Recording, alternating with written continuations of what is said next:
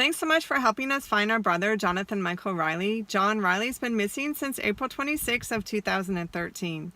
So a lot of people are asking, what are the circumstances surrounding his disappearance? What was going on with his life at the time that he vanished?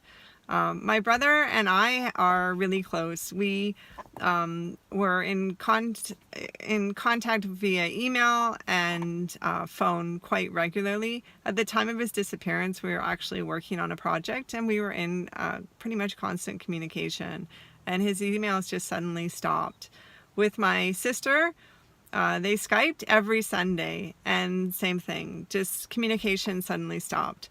My brother told my mom he was going to Toronto to meet someone for a job.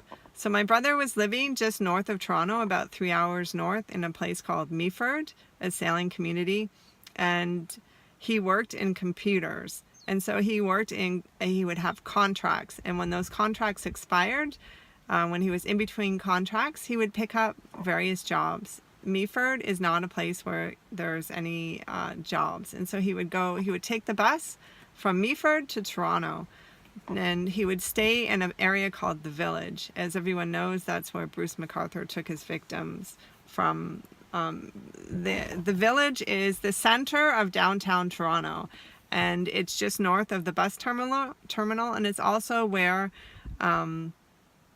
the affordable places were. So Jon would stay at the hostels and the affordable places in the Village. And so the way that it works downtown Toronto in these places is that people that need manual labor, they send a fax out, and for example, someone needs a painter here, someone needs heavy lifting here, someone needs landscaping work, and Jon would meet, he'd choose the job, make the connection with the person offering the job, and he would meet them at a convenience store, or he would take the TTC, the bus or the subway, and he would go to the job site. And the reason he would do these little jobs is that he would like to spend his summer sailing throughout Georgian Bay. So he had a sailboat that was big enough to sleep on, and he would camp all across Georgian Bay and anchor just off of the islands. And so he was really looking forward to spending another summer on Georgian Bay. At the time of his disappearance, police would not take a missing persons report. In Canada, the protocol when an adult goes missing, they don't take a report. They assume that the person has chosen to vacate their life. And for us, it took about 8 months to get a missing persons report filed. And I know you're sick of hearing about it, but we're really hoping that the one thing that will change is this protocol that I keep talking about. So right now, the protocol, when a person goes missing, an adult goes missing, it's very different when a child goes missing. When an adult goes missing in Canada, they make the assumption that the person has chosen to vacate their life. And I can tell you that there's no way that my brother vacated his life. For 8 months, we worked really hard to get a missing persons report. I know that sounds absurd, why they wouldn't take a report. The protocol in Canada, if an adult goes missing, they assume that they've chosen to vacate their life.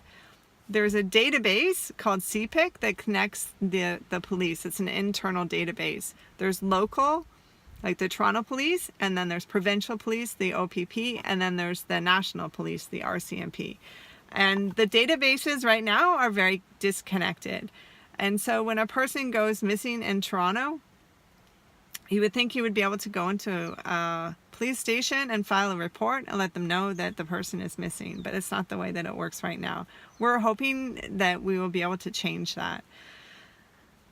So part of the problem with Jon is that at the time that he went missing, we couldn't file a report. So we don't know if Jon had an accident, ended up in a hospital. We have no clues as to where Jon is. We did get one tip that someone spotted him in the Second Cup in Toronto, downtown, in a coffee shop. But other than that, no news whatsoever.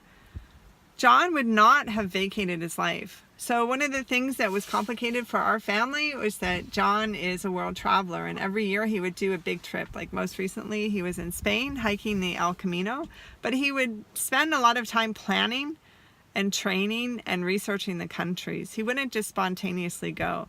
So the confusion for our family all of these years in looking for Jon Was he in Thailand at his favorite country? Was he in Spain finishing the El Camino that he never got to finish? So part of the problem in Canada is that because these databases are disconnected, there are unclaimed, not to sound gruesome, unidentified remains all across the country. There's thousands of them. And the databases are so broken, we don't know if Jon is in a morgue in Saskatchewan. So it's completely disheartening for the families of missing adults in Canada. There's no support from the police. There's no way that there's so many barriers with privacy laws that protect the missing person. We haven't been able to find information on Jon. There was nothing mysterious or anything that we've been able to uncover. He just simply went to Toronto and vanished. So there's a chance that he was taken by Bruce MacArthur. They may have had the connection with the landscaping, in which case we may not ever know what happened to Jon.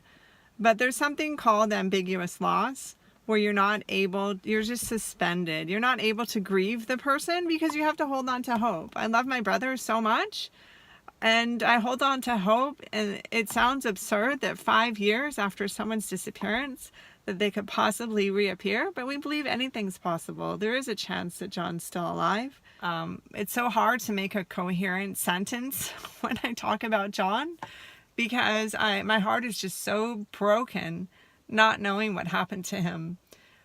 So it's so important to our family that people continue to share his photo, and just hoping that someone will just one person is hanging on to that piece of information that they don't even know, that will crack this story open for us, that will help us find Jon. So thank you so much for all of the support and all of the notes and the emails and messages and shares and social media. We appreciate it so much. Thank you.